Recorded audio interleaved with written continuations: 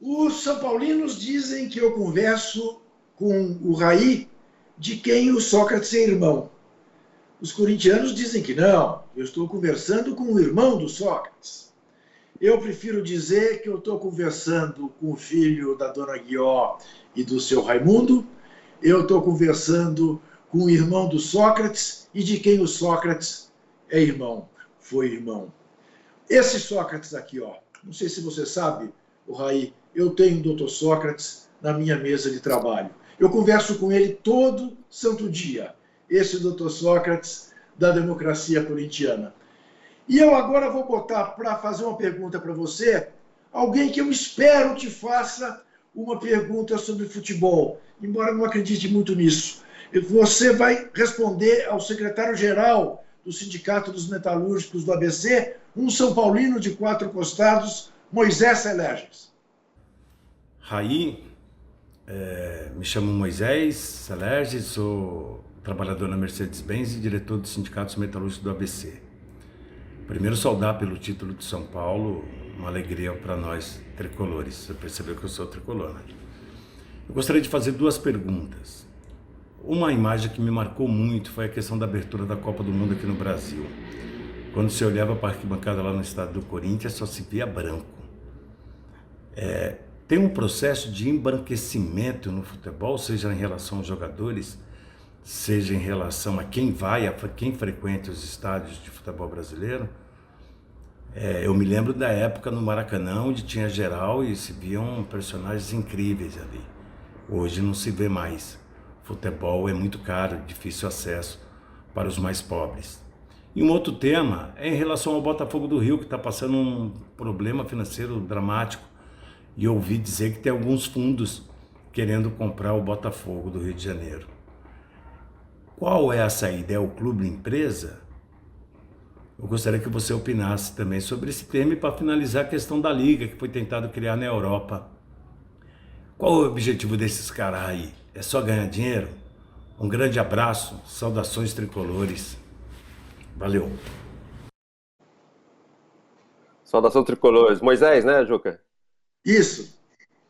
Bom, primeiro de tudo, dizer que o Sócrates também conversa comigo com muita frequência, Juca, assim como você conversa com ele, a gente troca muitas informações e alguém que sempre me inquieta de alguma forma, da maneira sempre positiva, né?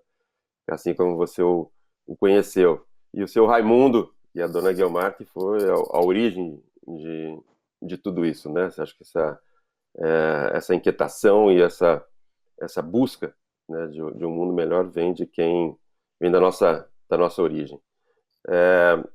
Com relação ao Moisés, foram algumas perguntas bem interessantes. A primeira delas eu não lembro direito, depois Era teve sobre o da Liga. embranquecimento das torcidas. O embranquecimento, exatamente. Uma coisa que eu tive, antes de voltar para o São Paulo como dirigente, eu fui em algumas finais de Liga dos Campeões.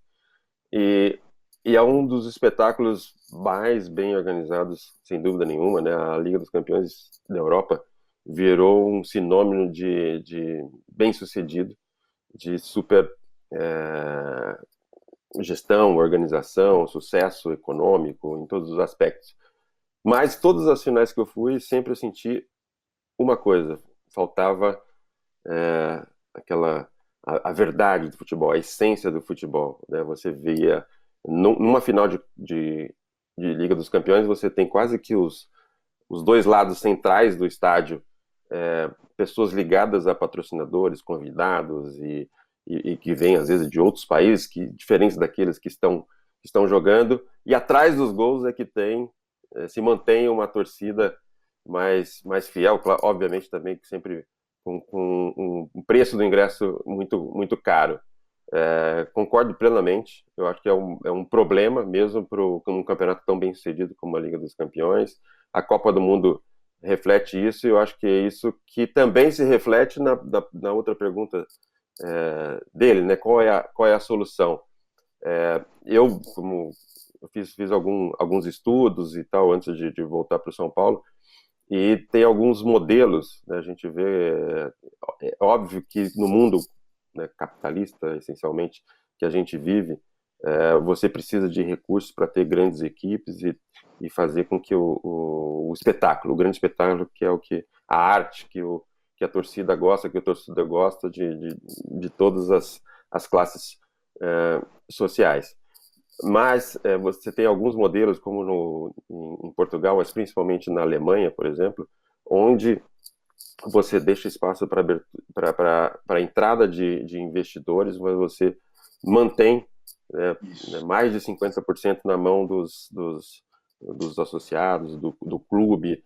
Então, eu acho que isso é uma maneira, né, de você precisa de recursos para manter esse esporte, né, e esse produto que é um dos melhores produtos do mundo em termos econômicos. Então, é obviamente que é natural que muito investimento chegue, mas para você não perder a essência, principalmente dos clubes, você tem que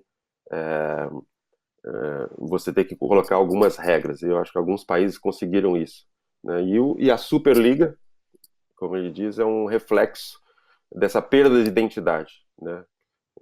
Proprietários de vários clubes, a maior parte deles na Inglaterra, que é um dos campeonatos mais bem-sucedidos do mundo, tomaram uma decisão de maneira esdrúxula, né, muito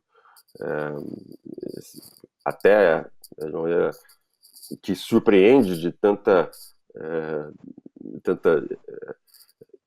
ingenuidade em achar que a reação seria diferente daquilo que foi, que era perder completamente a identidade, né? A maior parte deles, muitos deles, né, proprietários americanos, acostumados com ligas fechadas, sem